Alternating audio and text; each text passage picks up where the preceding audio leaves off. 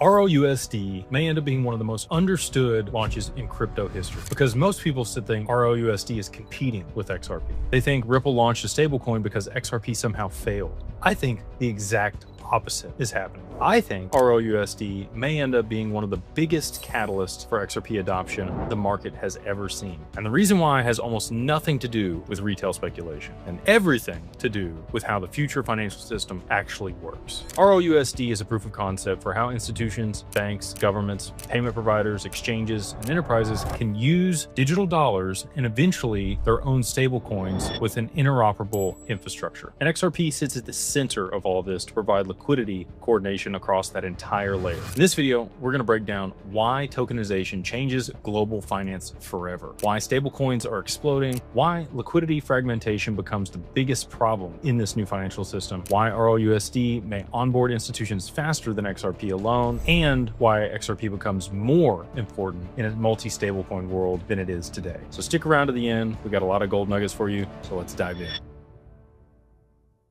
XRP and RLUSD create a liquidity flywheel that continues to scale for decades. As we enter the largest infrastructure transformation in financial history, not just in regular history or crypto history, it is the largest change that's ever going to happen in our lifetime. Every asset class, you name it, real estate, treasuries, stocks, private equity, commodities, trade finance, insurance products, carbon credits, debt instruments, everything is going to be tokenized. The Boston Consulting Group projected tokenization could become $16 trillion market by 2030. Personally, I think that number may be a little bit conservative because tokenization solves problems traditional finance has struggled with for decades. Right now, real estate can take up to 60, 90 days to settle a transaction sometimes. Cross-border wires take multiple business days. Private equity locks up capital for years. Securities markets still operate on delayed settlement times, and international liquidity requires massive pre-funding accounts to the tune of $27 trillion in Nostro Vostro. The current system is fragmented, it's slow, and it's expensive. Tokenization changes all of that. When all these assets move on chain, settlement becomes near instant. Ownership becomes fractional. Liquidity becomes global, and markets become interoperable, which also allows for all the capital to become programmable. And that's why every major financial institution is exploring this right now in 2026. BlackRock, Franklin Templeton, JP Morgan, Visa, MasterCard, you name it. It's no longer theoretical. This is infrastructure migration this year. And here's where things get interesting. As everything becomes tokenized, everything also becomes fragmented. You need liquidity across all of this. Most people assume that the future, one stablecoin ends up dominant. I don't think that's realistic at all. I think the future has thousands of tokenized deposits and stablecoins and other tokenized representations of value that these banks, governments, and institutions will need to be able to drive their own incentives, but also participate in the broader economy. This is true for fintechs and exchanges, banks, you name it. All of them will be creating these products. And now we've got tokenized money markets. We've got tokenized treasuries, and countries are starting to issue their own regional settlement assets. And every one of these creates another fragmented piece of liquidity that's its own silo. This becomes the next financial major problem, is more fragmentation. So let's say, as an example, Bank of America has a stablecoin and Citi has their own stablecoin. And a tokenized treasury fund exists in one ecosystem or another. And then you also have a regional payment network that uses another settlement asset. How does value effectively move between all of them? That's the real challenge. The future financial system doesn't need stablecoin. It needs interoperability. It needs liquidity, and it needs a neutral bridge. And that's where XRP becomes extremely important. If all of these large banks were to just issue their own stablecoin, the other banks aren't going to want to settle in their stablecoin. They're going to want their own stablecoin on the other side of the transaction. You need a decentralized DEX and an asset that can move that value in between these ecosystems to settle in whatever asset they want on their balance sheet. So let's talk about RLUSD specifically.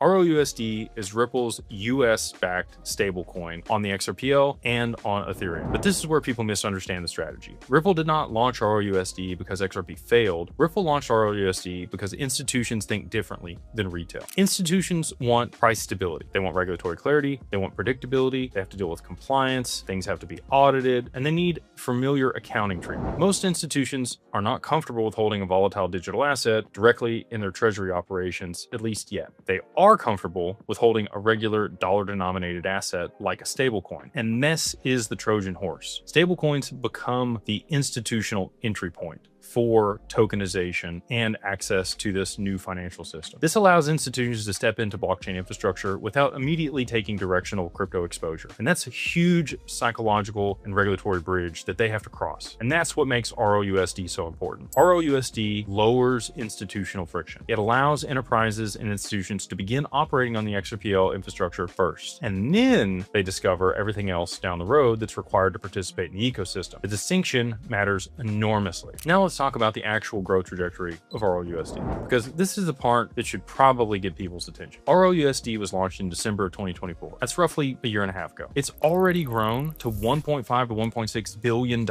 in market cap. That means it's one of the fastest growing, if not the fastest growing stablecoins in the market today. And what's important is how it got there. This wasn't driven primarily by retail speculation or usage in foreign countries like Tether or USDC. This wasn't a meme coin. It wasn't driven by yield farming. Most of the growth came from institutions integrating enterprise settlement infrastructure and regulated liquidity use cases. That distinction is huge. Ripple structured RLUSD differently from many other early stablecoins. It was issued through a regulated trust infrastructure, backed by cash equivalents and short-term treasuries, subject to monthly reserve attestations and audits, and designed specifically for enterprise and institutional usage. Now, let's look at some of the integrations that have already happened. We got LMAX Group, one of the world's largest institutional FX and digital asset venues, processing trillions annually. They integrated RLUSD into their infrastructure as collateral and settlement capital. Dubai and the DIFC have already approved RLUSD within their regulatory framework alongside other major institutional stablecoins. And Ripple has continued to integrate RLUSD into the broader tokenization and settlement incentives through their partnerships and their ties to other institutional finance infrastructure. And remember, RLUSD is still early. It's just a year and a half since it's been launched. We were potentially watching the biggest beginning of an institutional stablecoin adoption curve ever. Let's talk about what happens if this growth rate continues. If RLUSD effectively grew from 0 to 1.5 billion in roughly 16 to 18 months, and even if growth slows substantially over time, those numbers become significantly larger. So let's be conservative. If RLUSD compounds at 100% annually over the next 5 years, that would be around a $48 to $50 billion market cap. That alone would put it in the same category as the largest stablecoins in the world today. And here's where things become important. Market cap is not the real metric institutions care about. Transaction velocity is what they care about. A stablecoin with 50 billion in supply moving through institutional payment rails can facilitate trillions in annual transaction volume. And that's the key distinction, because institutions recycle liquidity constantly. The same dollar can settle dozens of trades per week. This is exactly why stablecoins are becoming so important to the new global financial infrastructure. They increase capital efficiency dramatically. So if RLUSD becomes deeply integrated into tokenized securities, cross-border settlement, treasury management, derivatives collateral, institutional DeFi, FX settlement, and payment corridors, then the transaction volume running through the XRPL could potentially be larger than the actual stablecoin itself. Now, let's combine that with the broader tokenization trend. If a fraction of the projected trillions in tokenization settle on the XRPL's infrastructure, the liquidity requirements become massive. And that's where XRP enters the equation. Because most stablecoins are tokenized assets, and more liquidity pools will emerge. The need for interoperability increases exponentially. And that's why I keep saying RLUSD is not the endpoint, it's the onboarding process for these institutions in this framework. This is large-scale proof that compliant stablecoins can operate inside of a broader interoperable liquidity ecosystem built on the XRPL. I think of RLUSD as a Trojan horse for institutional adoption of XRP in the XRPL, and not in a deceptive way, but in the sense that institutions come for stablecoins, and then gradually they will adopt the broader infrastructure. A bank may initially use RLUSD for cross-border settlement, treasury management, international liquidity movement, tokenized collateral, or trade settlement. But once they start using the XRPL, they'll begin to ask larger questions. Can we tokenize securities here? Can we issue debt? Can we tokenize funds? Can we settle trades instantly? What if we reduce the correspondent banking exposure? And can we collateralize this globally real time? That's where XRP becomes increasingly important, because the larger ecosystem grows, the more valuable the shared liquidity will become. Because when the larger ecosystem grows, the more valuable shared liquidity becomes. The most important concept in this entire video is that most people think stablecoins replace bridge assets. And again, I think the complete opposite. The more stablecoins exist, the more important a neutral bridge becomes, because stablecoins create another liquidity silo. And eventually, all these silos need to be connected. So let's say Japanese bank issues a yen stablecoin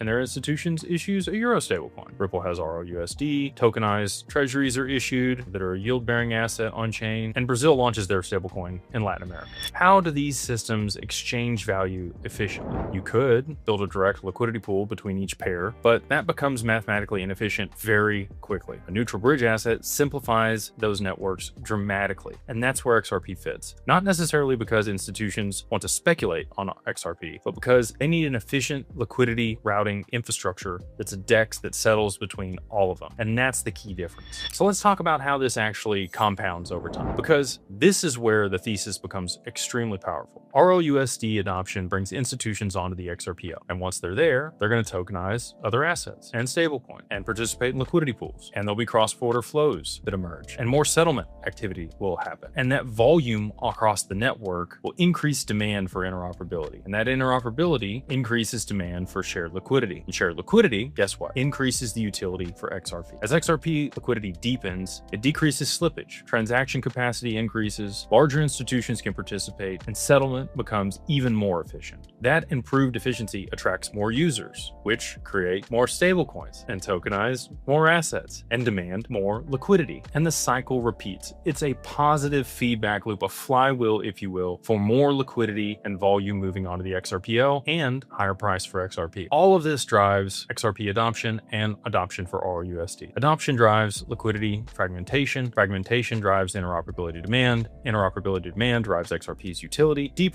XRP liquidity improves efficiencies on the XRPL, and improved efficiency, guess what? It attracts more users. The loop repeats over and over and over. So imagine this at a global scale, not one stablecoin, thousands, or tokenized deposits, or these other tokenized asset classes, everything. This is where people still think too small. They are looking at crypto like they're investing in these coins. This is institutional infrastructure. If tokenization truly scales into the tens of trillions or quadrillions of dollars because we get derivatives on chain, then liquidity coordination becomes one of the largest financial markets on the planet. And whoever provides the most efficient liquidity routing layer gains enormous strategic importance. That's why Ripple's market strategy makes a lot of sense. This is just one of the steps on the path to broader adoption.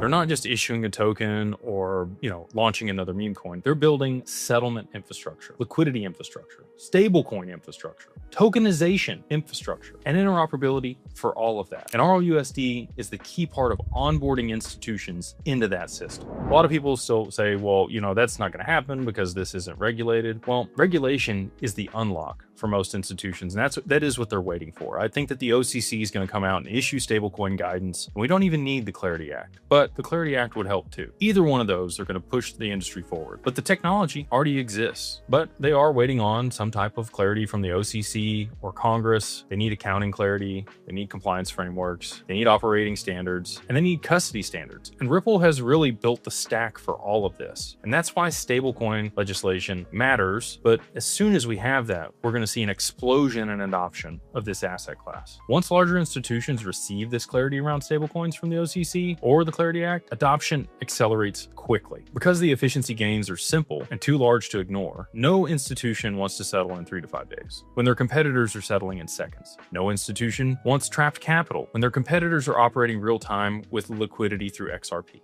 Eventually, efficiency is going to win. It always does. But there are competitors out there. RLUSD, is going up against USDT and USDC, and there's many other stablecoins that have been issued. But Ripple's strategy appears different. USDT, largely dominant offshore liquidity and for crypto trading, whereas USDC is heavily focused on regulated crypto markets and fintech integrations. Ripple and RLUSD are focused on institutional interoperability and settlement infrastructure. That's very different positioning. Ripple has already spent years building banking relationships, opening up payment corridors, creating enterprise infrastructure, compliance frameworks, and institutional integrations to be able to launch this and get the adoption in an application that the others are missing. RLUSD plugs directly into that ecosystem. And if institutions increasingly adopt the XRPL infrastructure, well, the value of shared liquidity coordination rises dramatically, which will drive demand for XRP. Some when people ask, is RLUSD bullish or bearish for XRP? I think they're really asking the wrong question. The better question is, what happens when the world has thousands of tokenized assets and stablecoins and they all need interoperability? I think RLUSD is the framework